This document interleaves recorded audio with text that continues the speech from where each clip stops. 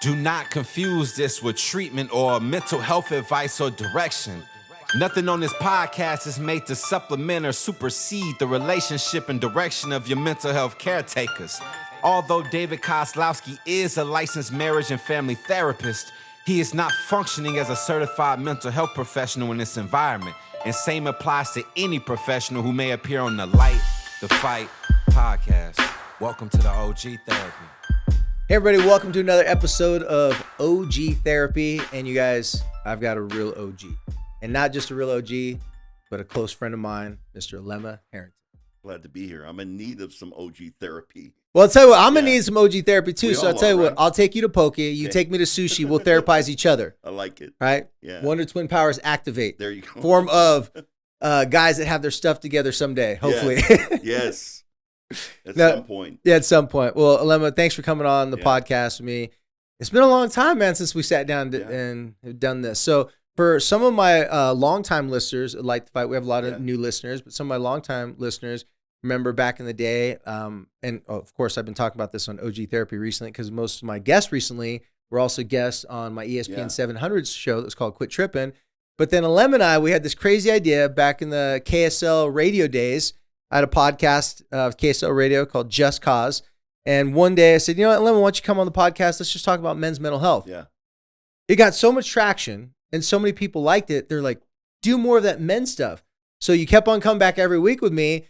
And we're like, I think we got something here. And this was before men's health became like a cool thing on Instagram. This was back in 2017, I think it was. And not that people weren't talking about men's health, but for those people that don't know Alema, you're about to get to know him. He has a very interesting story, background, and the work that he does that I mean, not that the work that you do in sports broadcasting isn't great and amazing, but with all due respect, I don't think that changes people's life, that entertains people in their life, which is entertainment is very important for our lives as well. But the work that you do in drug and alcohol rehabilitation and in therapy and counseling, that's what I really want to focus more on here. And maybe we'll slide in a little jazz talk, throughout the conversation. But going back to that story with the KSL, when we were talking about men's mental health, what did you think about that? Did you think we were onto something back then? No, I loved it because there really wasn't a vehicle for that. And I think it's important for guys to feel like it's safe. Yeah. It's okay to be able to talk about the fact that, man, I'm really freaking struggling. And so there's an audience for that. And I'm part of the audience. And so I love the opportunity to just be able to talk about it in a, just kind of a loose format. Yeah. Well, that's what we're going to do today. And before we get started and get, deep into that, I want to talk to you about what you've been doing, recently. When I say recently, to me, it's recently because in the past couple of years, you've been really busy and I've just been waiting for you to call me back. I'm just kidding. No, I'm busy every now and then too, but in the last couple of years, we haven't had a chance to sit down and talk story, right? As much as we used to. So let everybody know what you got going on and with the sports as well, but let everybody know what Alema Harrington's got going on in his life right now. Well, I just came through kind of the crazy part of my schedule because football and basketball overlap, the NBA, and I do high school football here in our state of Utah. And so like last week, Friday, I did the 2 championship games, 5A, 6A. Shout out to Sky Ridge, huh? Yeah, shout out to Sky Ridge and Lehigh, and then jumped over to the arena and did the Jazz game. So, that's a fun part of my life when it's just coming like that. And now I get a chance to, high school football is done. And I get to just chill out a little bit and just focus on the Jazz. And then aside from that, for the last going on 10 years now, I've worked in the industry of addiction recovery and have a SUDC, substance use disorder counselor, and work at our DO recovery centers, which is inpatient treatment down in Provo. And I get an opportunity to go in there and do group and work with clients and share my experience, strength, and hope. And nice to have the credentials along with it, right? Yep. And at the same time, really the qualifications that I bring are my personal experience, what I've been through. And I may have shared this with you before. When I went through treatment the first time, and I was sitting with the clinical director in his office and talking about going through withdrawals, and he was trying to help me. I'm like, "Oh, so you've been through withdrawals before?" He's like, "No, but I've read about it."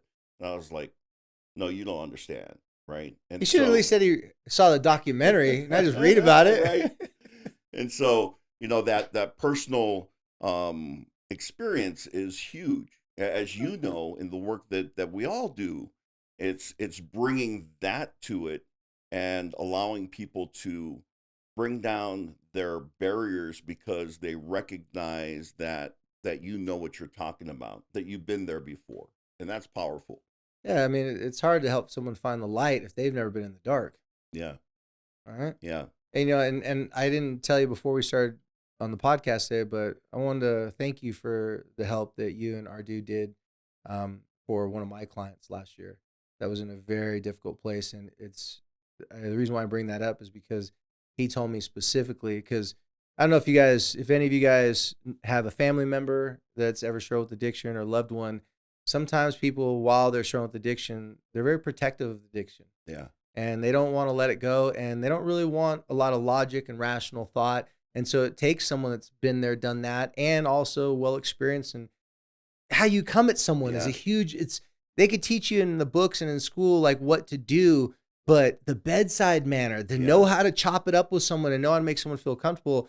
He goes, if I would have went anywhere else and would have worked with anyone else, I don't know if I could have broken down and been as vulnerable and allowed myself to get help. But because you're recognizable to him, because he's a big jazz fan, but more so because you were able to share your own personal experiences that in his opinion was you're speaking. And he was like, did that guy just read my journal and my diary? Yeah. So when someone, when you're in a relationship and someone finishes your sentences, you're like, oh my gosh, I think it's love.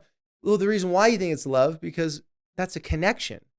And you don't have to know someone a long time to have a strong connection with them. So he felt that strong connection with you.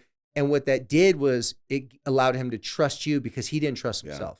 I think that's one of the most important things that we provide is a safe place. One of the, maybe the only things we provide some direction, some guidance, some understanding, and some of that comes from books.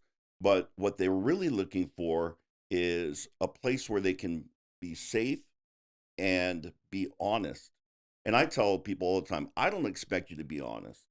Like that would be that would be my bad if that's what I was thinking. You're going to come in here, you're going to tell me your whole life story, and you're going to be totally honest. Especially when they're a professional at lying. Because most addicts have been a pro at lying. Oh, yeah. I mean, that's been our vocation for many years. Except you don't get paid very well to do it, right? But we're just unbelievable liars. And so I tell people, I expect that as you feel safe, you'll give me the truth in increments. And that I can work with that. And so I think when I'm working with somebody, that's what I'm trying to do is just connect with them and let them know that, hey, I'm in this with you. I think one of the more valuable parts of doing therapy or counseling is being able to be relatable to the client. And in our world, they tell you, oh, you really shouldn't, talk so much about your own story. Yeah, they're fearful that there could be some transference and counter-transference that takes place. Right. And so, for me... You're Polynesian, though. Right. How are you not supposed to talk story? Yeah, right? And that's what OG therapy is, right? It's just, hey, let's sit down and chop it up. Let's talk. And people are more willing to be honest with you when you share something about yourself. And for them, some of them, the ones that know me from the broadcast world, they're like, oh, wow, I can't believe that he's talking about this or that he experienced this. And so it's very powerful. Well, when you were going through therapy, you knew you had to receive therapy, but did you want to feel like you're being therapized? No. I wanted the credibility of whoever was working with me. The truth is, when I went through treatment, man, I didn't want to get better. I mean, I wanted to get better, but like teach me how to do this thing where I can live life and still have my dope. You wanted the cheat codes. Yeah. And so when I'm working with people, I get it. it's like you said, the logical observation from somebody watching an addict destroy their lives is, man, why don't they stop? I get why they don't stop, because I love dope. I love it. And I don't want to give it up. Like, show me how I can live and still be able to use and not lose my family and not go to jail and not, all the other negative social impact that comes with addiction. I want you to elaborate on something for me for a little bit, because I know as a real OG in your profession, because you've been there and done that, Yeah. and now you help people with that. I know you'll be able to elaborate on this in a way that, if I'm being totally honest, I get frustrated. I was off social media for about 2.5 years, and I've got back on social media for this, basically to just promote what we're doing here at the podcast at Light the Fight and on OG Therapy.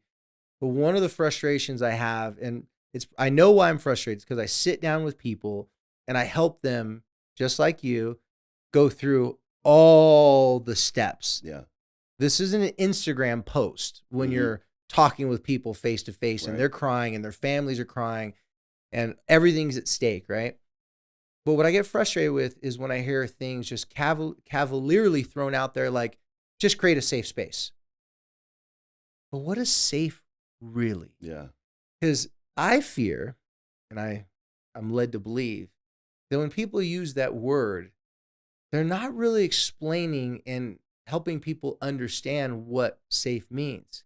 So would you elaborate on what safety really means? Because I'll tell you what most people tell me when they first hear it. They say, will you help me be safe? And I go, okay. Like, I was talking to this one woman, and she said she just got out of divorce with a very narcissistic man. And in her defense, I knew the guy, and he was pretty accurate, to be totally honest. Great. I mean, I liked him, but I wouldn't want to be married to him. Let's put it that way, right?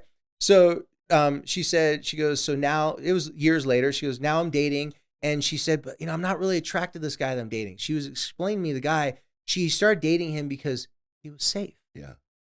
But he was physically attractive. He had all those, he made good money and stuff like that. But she said for some reason, him being safe wasn't good enough for her.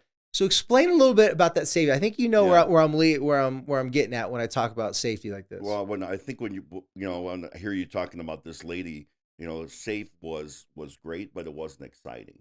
And so when I'm talking about safe, I'm talking about people feeling like they can talk about the things that they have done without being judged. But that's not safe to talk about difficult things. So no, go ahead, continue. I'm just agreeing with you, because you want to feel safe to talk about the craziest things. And that doesn't really sound like safe. Again, for me, the way that I open the door for them is I tell them the crazy stuff that I did, because I know they're relating to it. I can start telling a part of my story, and I can look at the group and you say, where this story goes, right? Because they all know.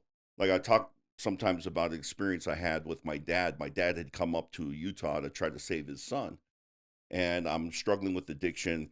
So I get off the pills at that time, and then we were driving around, and my dad was just, trying to keep me occupied. And so we drive down. My grandfather, his father, lived in Las Vegas, but they weren't in town. So he said, let's go over to Grandpa Ta'a's place.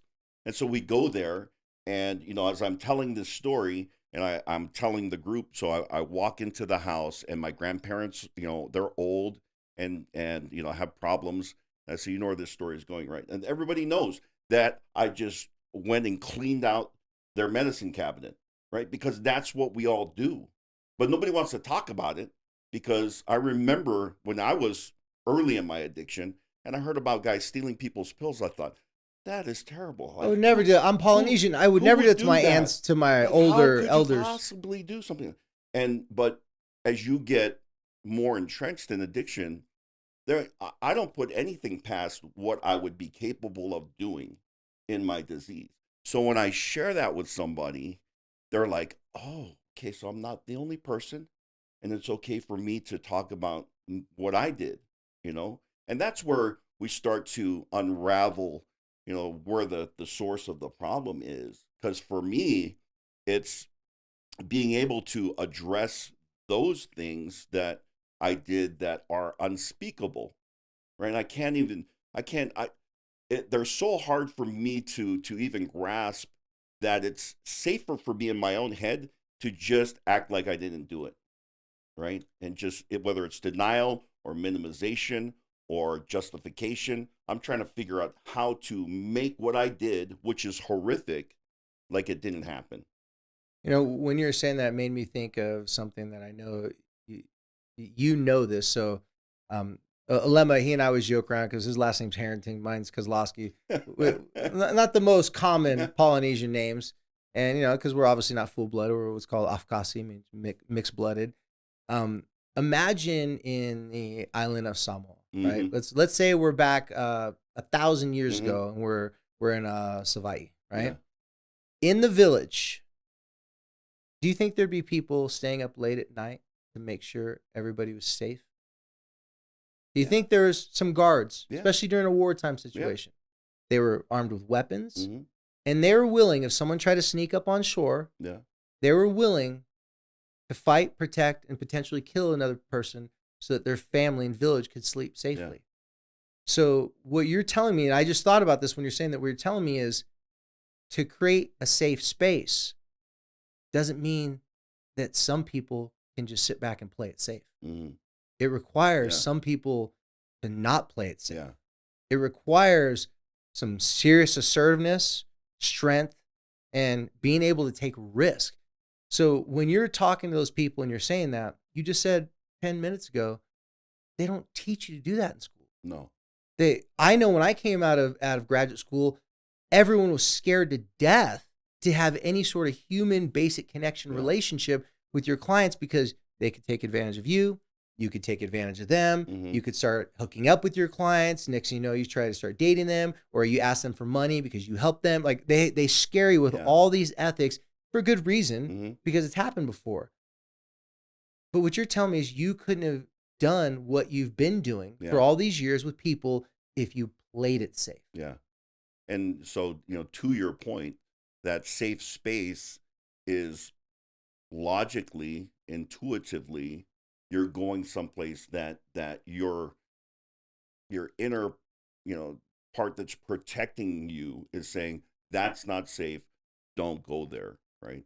And what we're saying is let's create a place where it feels safe to be able to do that, and that takes that requires again for us to be proactive about it. And the proactive part for me is let me tell you something about me.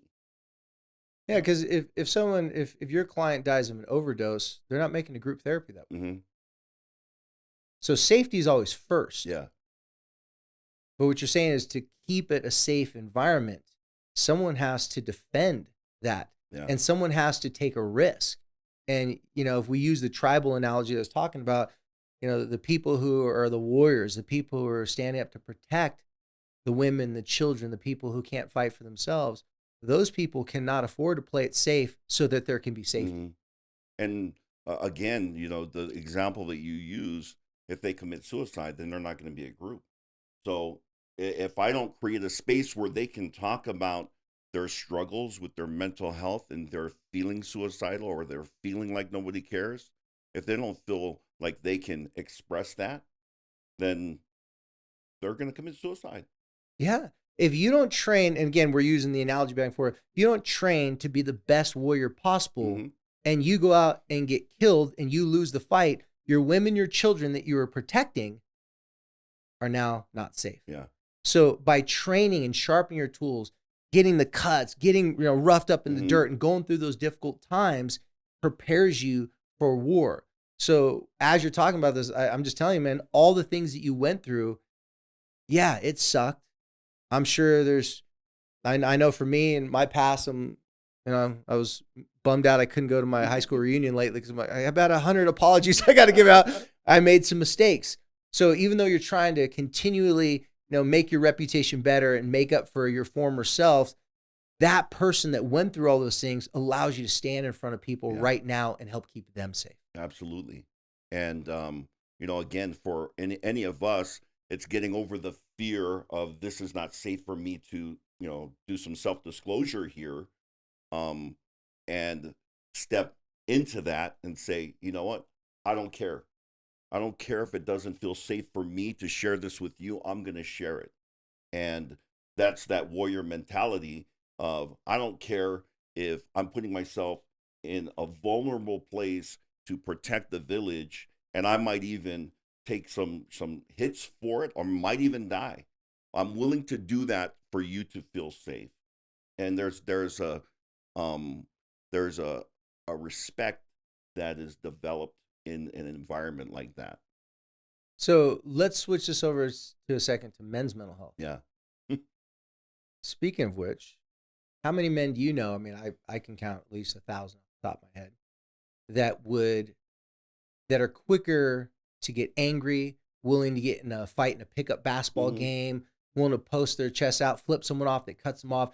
They can do that very easily, but if you ask them to sit in front of their friend and apologize for a mistake that they did, to own up to some of their behavior, that is something that they're not capable to do as easily or as quickly, or they lack the tools. Yeah. Because, that old saying that you hear in therapy all the time, anger is a secondary emotion, right? But we use it all the time to protect, really, for what, the description that you give is probably embarrassment or hurt or disappointment. And I'm feeling those things. I don't know how to deal with those emotions or sit in front of somebody and apologize and be accountable. So the way that I respond is I lash out. Anger, and even in our culture, anger was just such a huge part of it, right? The knee-jerk reaction. Yeah. And so what we're trying to overcome is generations of people, men that were not given the tools to be able to do that. Or even if they were given the tools, it's like, it's not doing it. I don't play like that, right? Because it would make me feel like I'm not tough. I'm not strong. Yeah. Do you find yourself like with your buddies, your guy friends, when you see that they're holding a lot in and they're just like maybe they're complaining about their wife, there's my boss, this, that, and do you ever find yourself trying to like nudge them, like, go talk to your boss about that? Yeah. Go bring it up to your wife, and not in the sense like you pissed me off. Do you ever find yourself trying to use your influence from all your experience working in therapy and addiction? Because the one thing that those people have in those addiction groups with just normal friends in your everyday life is we can all be impulsive. Yeah. We can all, that knee-jerk reaction, the anger. And then that anger, if not put in check, some people may need to get a coping mechanism for that anger that's pretty immediate. Yeah. Boom, slamming. So do you find yourself in your own personal life having friends come and ask you, like, how do you handle a situation? Or just giving them like helpful suggestions when you see that they're struggling? Sure. And a lot of my, my close friends are people that are in recovery themselves, right? And excuse me, that's therapeutic for me to have that kind of support, because when I'm doing what you just described and I'm complaining about this and that, they're the ones that will say, what's really going on? Like, what are you really feeling? Like, what's the real story here?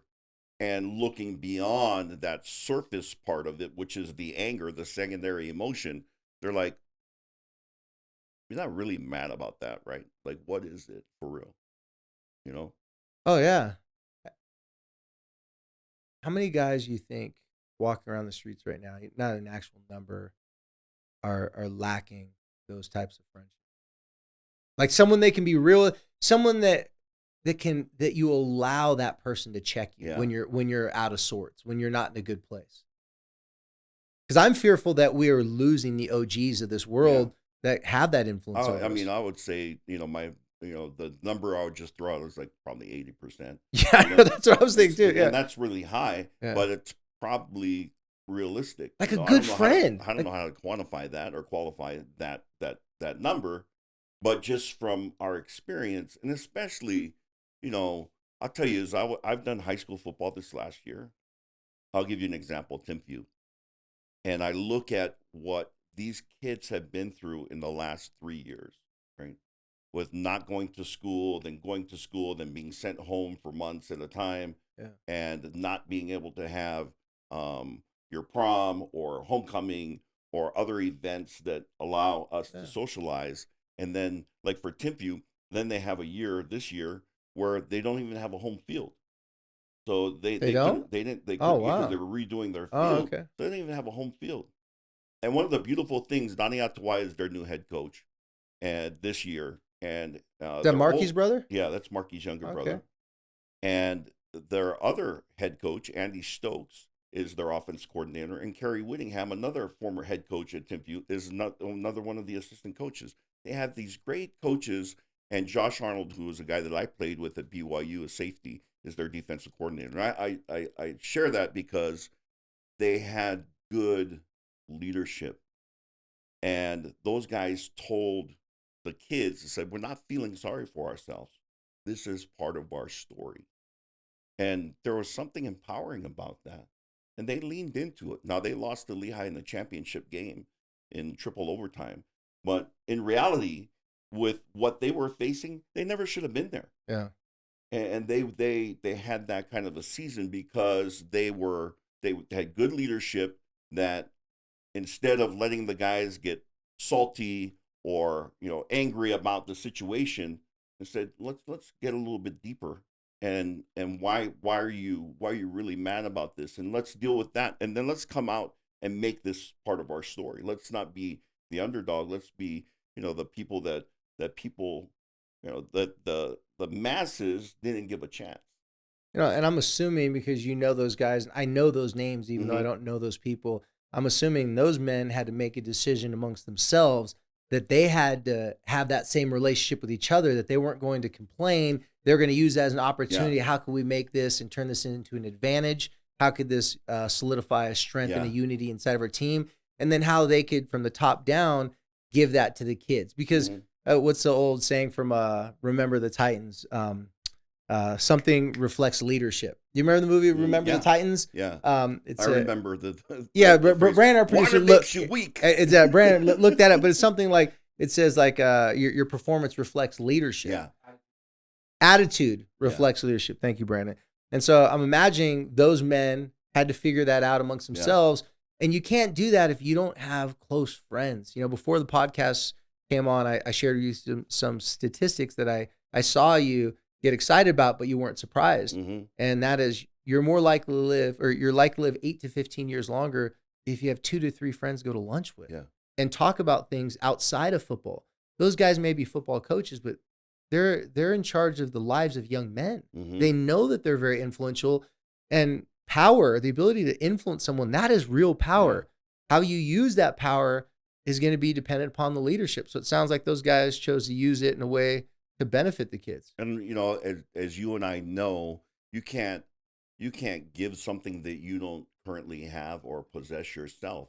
So for each one of those coaches and all the other coaches that I did not mention that are part of that team, and this can be said about any of the teams that are out there in the state. And I have this great respect, love, and Skyridge admiration. too. I went and spoke to Skyridge before one of their games, and Yep. man, they had a strong team bond. Yeah, and so it's understanding, and they've got, again, great coaches, former players. Reno Mahe is over there. Absolutely. Shout out to Jim Reno. Herman. Their coach, Tom Lehman, is a fantastic coach that really genuinely cares about his kids. I felt that, just real quick. I felt that after I spoke to the kids, he and I spoke a while afterwards.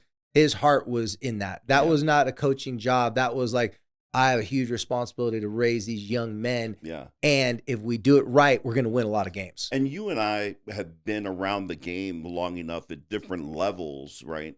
That you can sniff out the guy that's not for real, right? That's not authentic and genuine. And I was fortunate to play for a Hall of Fame coach, Lavelle Edwards, who did very little football coaching, right? Didn't need to. He loved his kids and genuinely wanted the best for them, and you could feel that. It wasn't something that you heard in a talk from the coach at the end of practice. you felt it from him on a daily basis. Well, BYU in the 80s didn't have the same high character kids that they have today. I know, because my brother was one of those guys on the team. I'm like, how'd you get into BYU? Did they not do a background check? But no, that's all I ever heard about Lavelle was that, like, he was the father figure. And, you know, for me, that was Ron McBride. Yeah. Ron McBride, I'm like, I didn't learn, you know, have you ever seen that movie, Talladega Nights with Ricky Bobby? I didn't learn anything about driving, just, you know, ripped my shirt, you know, got all this stuff happen. But like Ron McBride, like he never taught me specifically about how to be a better football player. But much like Lavelle, there is something beyond that we all needed in those early 20s of our life. Yeah. When you don't know who you are, you get all this attention for being an athlete. You need guidance. Yeah. You need a true OG, and Lavelle was definitely that. Yeah, absolutely. And you know, I'd be remiss if I didn't, you know, say that how much I love Ron McBride. And I'm fortunate to be able to. I do a radio show with Coach Mack during. If you guys are football fans, you've got to listen to him and Coach McBride. All my buddies back in California, I told them you got to tune into 12:8 of the Zone, or I listen to 12:8. It's 97.5 or Zone's, KSL Sports. But those Fridays, you and Ron, I'm not joking. I fear the day when that's not going to happen. Yeah, like I don't want that day to not happen. And I'm not going to get emotional right now. Yeah. At the moment, it's a little too early in the podcast, but the day that Coach Ron McBride is not there to do that with you, like it brings me so much joy in my heart every Friday, because he's one of those guys that you don't know what he's gonna say, and you can't stop it even if you tried. But when he does talk, it's out of love and a lot of experience. It's real. It's genuine. It's real, and that's what Coach Mack is about. That's what Lavelle was about. And you know, for me, I have the honor of watching these high school teams with coaches that don't get paid very much at all to come out and give their time and their leadership to these kids. And you know, I just marvel at that, and I'm so grateful for the work that they do, because you and I had the blessing of playing that game. And there's so many life lessons that are taught in athletics, but for us in football, that if I didn't have that experience, I don't know where I would have learned some of those lessons, you know, in a practical way. Yeah, the definition, and it always blows my mind whenever I know I've been using a word for a long time. Come to find out the definition that I was using, it was totally wrong. I'm like, dang, I look like an idiot. But one word in particular, I think most people use wrong, is humility and humble. I always thought it meant to be meek, to like turn the other cheek, to bend the knee, like to submit to someone. Humility means willing to be taught. Yeah. Humble means teachable. Yeah. And when you talk about a game like football, any difficult sport, obviously, you know, football is it's a collision sport, not just a contact sport. Any difficult sport, you're going to be humbled, meaning even if you don't want to be teachable, there's going to be some times that you're going to learn some hard lessons. Yeah. And those men and women as well, in regardless of what sport it is, that are better at giving that message makes it easier for the youth and the kids to learn. It's easier to be taught by someone that you respect, that does what they ask you to do, that they're not a hypocrite, because again, we've all had good coaches, we've all had bad coaches. And you have a coach that's yelling at you and telling you to live to a certain standard, and then you find out on the news that coach is not living those standards themselves. And I'm not going to say any names, but I've had some of those experiences. However, what we're talking about right now is be able to lead young people is the ability to be a good teacher. And you've had some great teachers in your life, and now you get to be a teacher. So I want to ask you this question. And I know this is a kind of an open and loaded question at the same time. What is some of the biggest reward that you get from working in addiction? Because if you guys didn't know this, working in addiction pays different than if you own the organization for addiction. And that's nothing against it. Organizations are bad.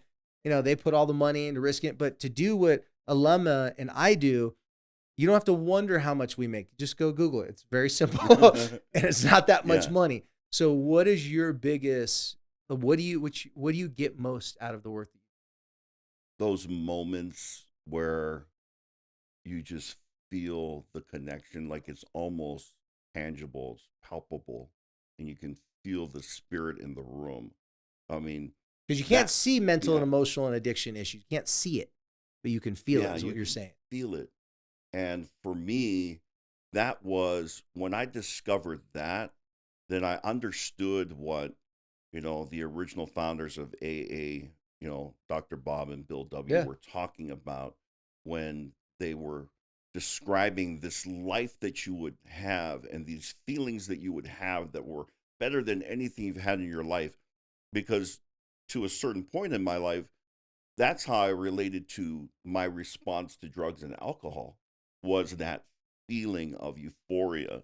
But when you have those moments and because you've had them, right, and you have that connection, and at a certain point the words stop and it's just a feeling and it's overwhelming, and those are the moments that keep bringing you back, even when you have to deal with the disappointment and the sadness that comes with failure and relapse and even overdose and death.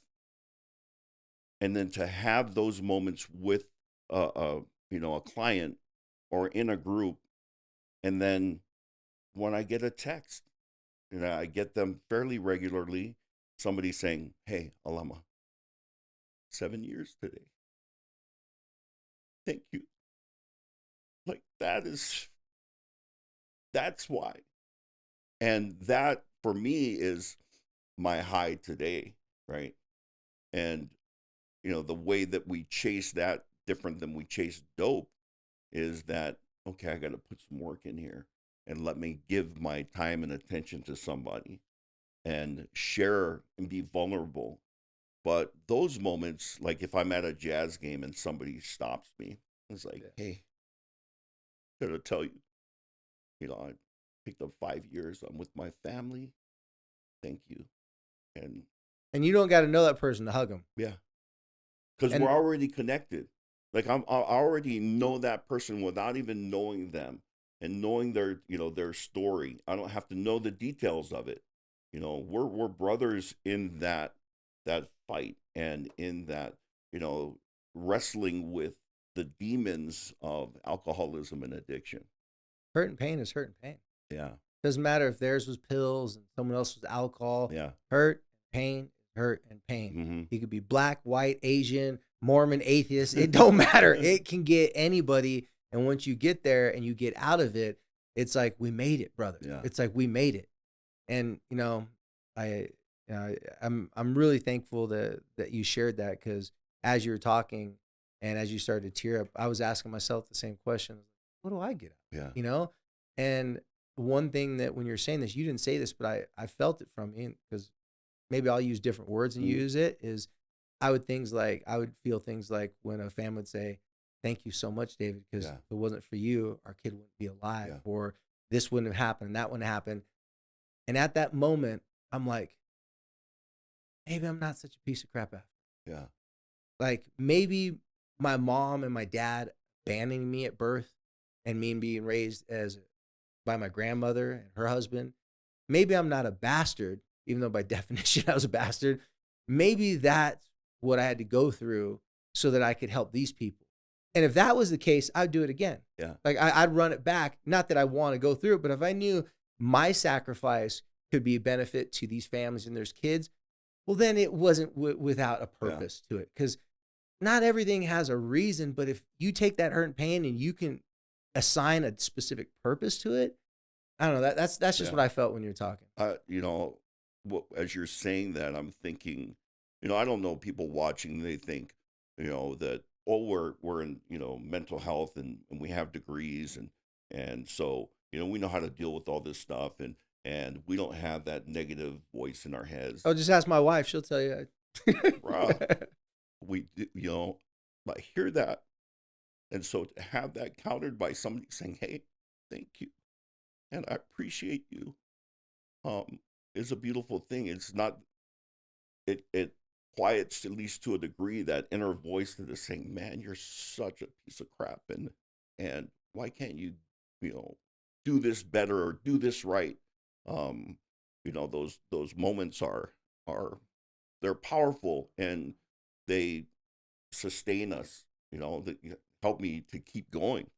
So Do you still ever struggle with those compliments when people tell you thank you so much? Like specifically say, even if you don't know them, but if somebody work with like thank you so much. If it wasn't because you this and that and this and that, for me for a long time that was the hardest thing for me to do is accept a compliment.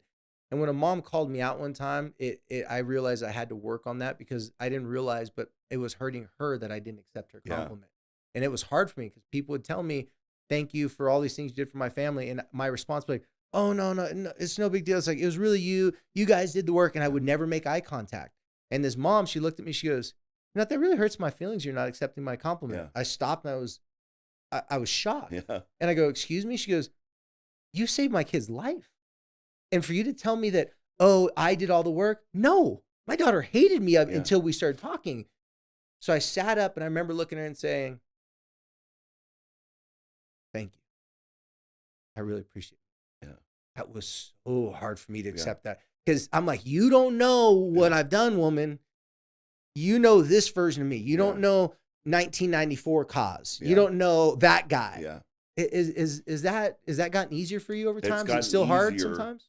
Only because for me, recognizing that what they're grateful for is me being a channel for God to be able to speak to their child, right? I said the words and I did the the counseling and the work with their child or their loved one, spouse, whatever. But I recognize that wasn't necessarily me doing that. That was God doing that. And so, and I tell clients. So it's almost like you don't want to take any credit. Well, at times. Yeah. Or it's hard, almost like if I take the credit, then somehow I'm taken away from God. Yeah. However. But I don't do that with the person. If the person is thanking me, I look at them sincerely and I do appreciate it. And I tell them, thank you. I appreciate you sharing that with me. But what I was asking is it still hard at times? Have you had to work on that specifically? You know what I do when something like that happens and somebody thanks me for something that happened, with their loved one, whatever. I tell them, you're welcome and thank you for sharing that with me. And then silently in my heart, I say, right on, God. And I give the glory where the glory belongs. But okay, good. Because I thought you were saying you dismiss it. Because I've had that issue with some people before too, where they tell me it's like, hey, I'm not to me, but they've told me when people say, oh no, that was God, not me. And that person's like, but I don't know God. Like you're the one that helped me. And they weren't of the same faith. Yeah. So they felt like trying to give you a compliment. So, okay, that made sense. Okay. I appreciate that. And so so you don't want to take it away from their compliment. I accept and acknowledge the role that I played. And because we all play a role in each other's lives. But it's those moments, those powerful moments, those healing moments, at least from my perspective, like men don't heal men. Like God does that. We facilitate that if I'm open to allowing God to. I mean, there's been if you went to rehab and actually got your crap together? Yeah. Because the only reason why you're there because you had to do that work to get Absolutely. there. Okay. So having that own personal experience, but this, in those moments, the most powerful work that we do are moments when I don't really have the answer. It's not choreographed. Right. And it's not scripted. But I'm open to whatever is going to flow through me at this moment. And so I just try to create that environment, whether it's saying a prayer before I walk into group or saying a prayer while I'm doing group and asking God is like, help me to help your children. And I don't know how to do that. I mean, I have some tools, but these are your kids. Yeah. So help me help them. Yeah, at those moments, and I know at those moments that how everything came together at that specific time for everybody to be ready. Nobody can choreograph that. Yeah. I didn't make that happen. And what's cool about it is I like how you say it because, and obviously you and I both know, like we can have our own spiritual beliefs, but in respecting, especially in 12 step, we respect everyone. Yeah. Worship, however, or if you don't want to worship, but at those moments, it's undeniable that something outside of our control is taking the wheel. Yeah. Like something beyond us is making something happen, and it goes past religion or beliefs or philosophy. And at that moment, everybody knows that we're all blessed to be there. Yeah. Something's happening that's more powerful than us that brought all this stuff together. And yeah, it doesn't matter. It just at that moment, you're just like, this is real. Yeah. Undeniable. For people that struggle, and there's plenty, and have been from the foundation of Alcoholics Anonymous, which is why there's a whole chapter to the agnostic in that book. We struggle with the idea of a God, and what does that mean? What does it look like? And the beauty of it is that I'm not here to tell you what your God needs to look like. Yeah. But when we have moments like that you're talking about where you feel it, it's like it's undeniable that there's a power greater than ourselves that is at work. And that opens the door for me to start to at least explore my spirituality. And for them too, because, obviously people don't mean to do this, but addiction is, when you're in addiction, is a self-centered pursuit. Mm-hmm. You're not thinking about a lot of other things except getting your fix and high. As you mentioned earlier, once you replace that high with service and bettering other people's lives, helping someone else's life, that's love at its purest. Yeah. Because in the old days when food wasn't readily available, when resources were very limited, if you broke bread with someone and you gave them food and water, that was helping them, but that was the language of love. Yeah. That's why every culture, Polynesians, Latino, doesn't matter. If they invite you over for food, you better eat that food. Yeah. Don't be like, oh, I'm not hungry. That's a serious insult, especially in the Polynesian culture. You might get sasa. Like when they say take the food home, you say, yes, I will take it home. Right. Even if you take it home and throw it away, you better take it home because they're sharing that thing with you. And same thing, you're sharing your life experiences with these people. They're sharing their fears and worries that they'll be judged with you. And together, that's the recipe for that healing, that recovery. Absolutely. And those old, I remember my dad talking to me about Samoa. And he was born there, but he was raised in Hawaii. Then he went back to Samoa on his mission. And he would, talk about if you walk, in front of a village or, somebody's folly at their house, if you don't invite them in, then and give your food, all the food that you have, even if your kids are not going to eat, right? Then you're going to share your food with those people. That's just the culture. It's what we do, right? Pa Samoa. Yeah, Pa Samoa. All is one. Yeah. Okay, so I got a couple, got a little game that I want to play with you to close this up. So this is a word association game. And what I'm going to do is I have two different phrases that I'm going, or one's a word, one's technically a label, a phrase. And I'm going to say one. And then once I say it, I want you to say the very first thing that comes to your mind and then elaborate on that. Okay. Usually I start off with a little softball pitch, let someone warm up, and then I go to the hard one. I'm going to flip it around this time. Okay. So you're a professional, so I'm going to throw you in the deep water, and then we're going to save you and rescue you, do something more lighthearted. So we end this episode on something, I'm assuming just easier and lighter. Okay. So the first word of this game is fentanyl. Death. The first word that comes to my mind is death. And when I think about fentanyl, I think about, man, thank heaven that wasn't around when I was using, because I would be dead. It's such a dangerous drug because of its potency, and it's laced in everything now. And I was buying heroin on the street. And so, you don't know what you're getting today. Not that you knew back then either, even more 10, so 15 now. years ago. But you don't know today what's in that. And so I think of a generation of death that fentanyl has caused. Death. Sadness, pain. Yeah. Thank you. Okay, the next one. The Utah Jazz. Together. It's been an amazing experience being with this team. And I'm just talking about Team 49. And tell everybody real quick what your Right. actual position is. So with I'm this a organization. broadcaster for the Utah Jazz. I've done the pre-half and post-game shows for the Jazz for probably going on 10 years, 10 years now. right? I've worked for the Jazz for 15, but have had this position. So I've covered the Jazz even when I was working at a local at KSL, which is the NBC affiliate.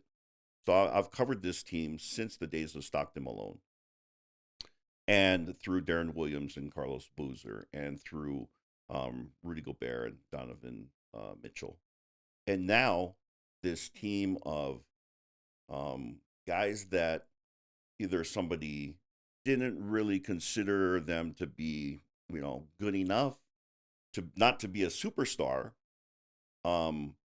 But the beauty for us covering this team is the access that we've had. Number one, and I give credit to the franchise for allowing that. And coaches have a big say Lot on to that. do with that. And then COVID just cut off our contact with players almost completely. But we've gotten to know this group, and they all just want to play for each other, and they all want to prove everybody wrong. Like, who would have thought that this team, this far into the season, almost a quarter of the way through, would be the number one team in the West? Are you kidding me? Well, is it just me or it feels like this is like high school program like out of Hoosiers or something like that? The movie Yeah. Hoosiers. Like this is like the B team that they just came together and I'll be honest, man, because for me, my fear is that we'll lose that. That we'll lose that. because in the pros, tell people why that's hard to even I'm get tell- in the yeah, first place. Like that for chemistry. me, I remember when Donovan arrived, and then I remember when Donovan went to Cleveland, and those were two different Donovans. And I'm not, being critical of that. That's almost a product of your fame and fortune.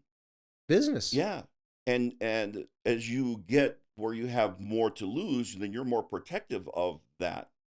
And so right now, what the Jazz have is a beautiful group of connected players, and I just hope that we can hang on to it for as long as possible, because the chances are that a guy like Lauri Markkanen is, he might be also an all-star this Yeah. year. Very well. A guy like Malik Beasley, somebody will want him as a starter for them. I hope that, and I love the personality of Jordan Clarkson, because it's just infectious. Yeah. Everybody wants to be around that, right? And so you hope that you can hang on to kind of the personality, and the coach will have a lot to say about that. And so give credit to a first-time head coach at the age of, I think, 34. Yeah, really. That is, I mean, when they announced it, I'm like, brah, 34. Like, you got players. Mike Conley's 35. I know exactly.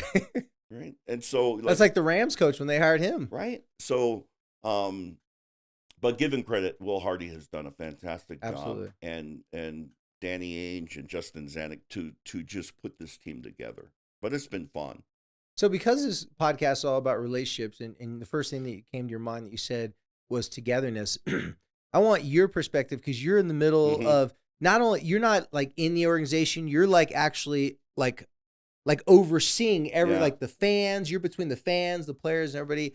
What have you seen that it's done to the connectedness of the city, of the state of Utah? I want you to weigh in on that a little bit, because from the outside perspective, I love it when sports can bring people together so we have some sort of common bond. It goes past race, religion, gender, any of those things, because you see people that wouldn't normally hang out with each other, they're all Jazz fans. Yeah. And I like to see that camaraderie.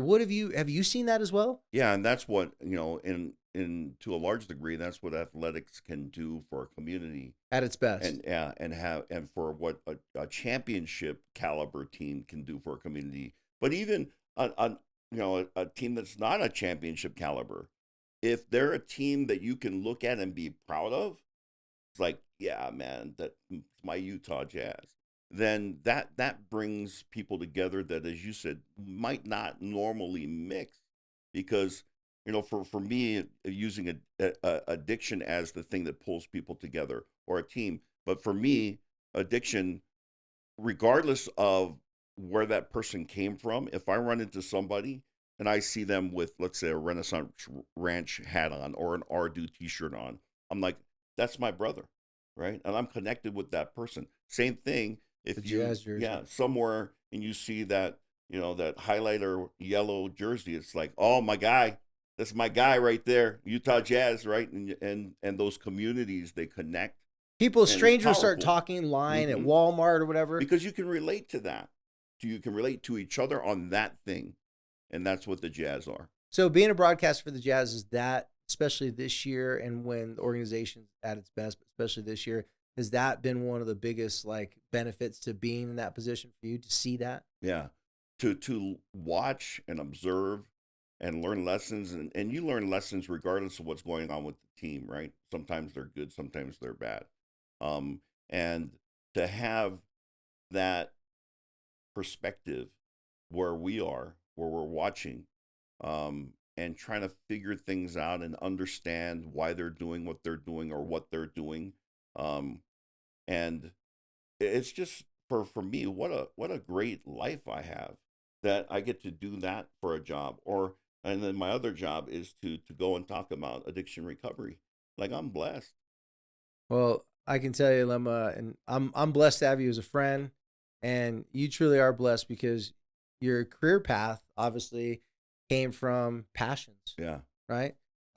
Passions of hey, I want to help other people not go through what I've gone through, and passions just being an athlete and sportsman yourself. You saw, the camaraderie of team and how it can bring communities, because obviously BYU is a large fan base, a worldwide fan base, and being part of that family and alumni from there. And now being a part of the Jazz organization and a tenured at the Jazz organization, it's like you got to be a part of big families, entertainment, and that ways, but also a family that comes from hurt and pain as well.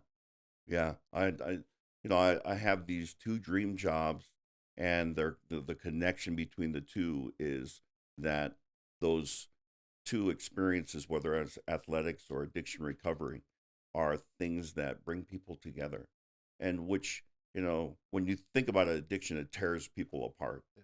But recovery, just by virtue of the word, means to bring it back together. That's a perfect way to end this segment. I'm going to shut up after that. I just want to remind everybody, thank you for being here, for supporting us. You know how to follow us on Instagram, YouTube. We're now on the YouTube, as some of the boomers call it, the YouTube, or the Instagram. Thank you for following us here in Light the Fight, and thank you for always helping us to light the fight. Me and my boy are going to go grab some poke or some sushi. We'll figure out which one we're going to get, but thank you for always helping us to light the fight.